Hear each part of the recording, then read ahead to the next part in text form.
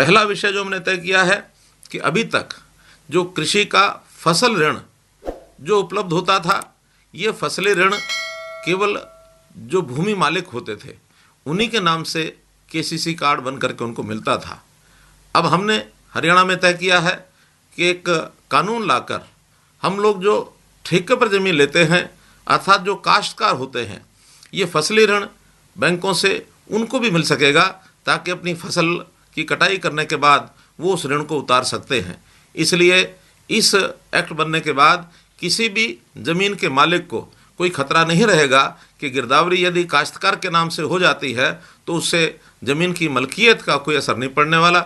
इसलिए एक बहुत बड़ा प्रावधान ये हरियाणा के अंदर हम लेकर के आ रहे हैं और ये जो लाभ हैं जितने भी वो उस ठेके पर ज़मीन लेने वाले व्यक्ति को भी उसका अतिरिक्त ये लाभ मिल सकेगा। हम लोग मंडियों के अंदर अपना फसल बेचने के लिए जाते हैं, अभी भी प्रोक्योरमेंट का सीज़न चल रहा है। बहुत से इंफ्रास्ट्रक्चर के विषय, इस इंफ्रास्ट्रक्चर पर भी इस घोषणा में लगभग 1 लाख करोड़ रुपया ये रखा गया है। तो ऐसी इंफ्रास्ट्रक्चर की जो जितनी भी व्यवस्थाएं या जितने सुधार, जितना प्रबंध वो करना होगा, विशेष तौर पर क्रॉप डायर अर्थात फसलों को सुखाने के लिए, क्योंकि हम जानते हैं कि मॉइस्चर एक बहुत बड़ी बाधा प्रोक्योरमेंट में होती है।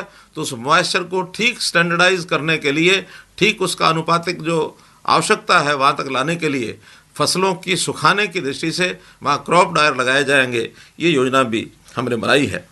मुझे खुशी है कि भावांतर भरपाई योजना जो हरियाणा में पिछले 3 वर्ष से हमने चलाई है, इसको प्रधानमंत्री जी ने अपने इस पैकेज के अंदर शामिल किया है और इसको सारे देश भर में लागू करने की बात कही है। हमारे यहाँ FPOs जो फार्मर्स प्रोड्यूसर्स ऑर्गेनाइजेशन बनी हुई हैं, 500 के लगभग पहले से बनी हैं।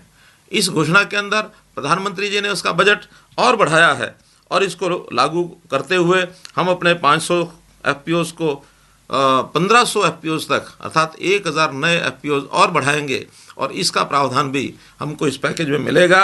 और इसमें जो हमारे छोटे किसान हैं सब मिल करके अपनी ऑर्गेनाइजेशन बना के अपनी फसलों की बिक्री ये आसानी से कर पाएंगे।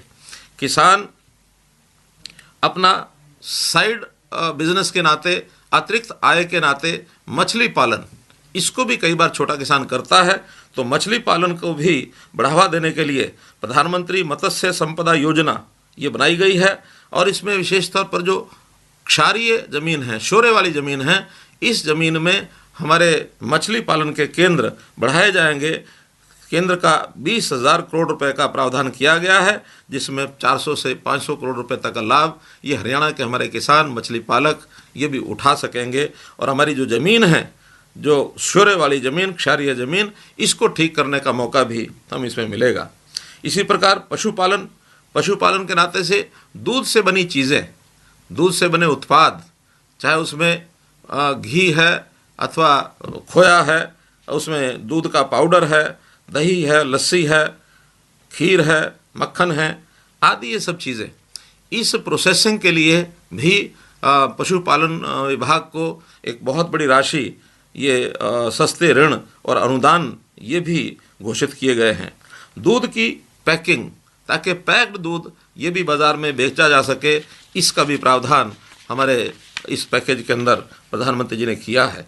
पशुपालन और मछली पालन, इनको भी किसान क्रेडिट कार्ड के तर्ज पर ही KCC किसान क्रेडिट कार्ड इनको भी जारी किए जाएंगे ताकि ये भी अपने उस कार्ड का ये लाभ उठा सकते हैं।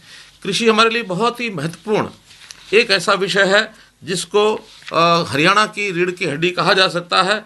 अब केंद्र सरकार ने इस प्रकार के कृषि और किसान कल्याण के नाते से ये जो चीज़ें घोषित की हैं, इसका बहुत बड़ा एक लाभ हमको मिलेगा। मंडियों का सुदृढ़ीकरण, मंडियों में अभी जो हमको कठिनाई आती है, आगे चल करके मंडियों का विस्तार भी होने वाला है, इंफ्रास्ट्रक्चर भी अच्छा होने वाला है। हमारी फसल जो किसान की होती है वो सीधा खेत से बिक्री हो, इस प्रकार की भी व्यवस्थाएं ऐसा करने का एक प्रावधान भारत सरकार ने करने की घोषणा की है।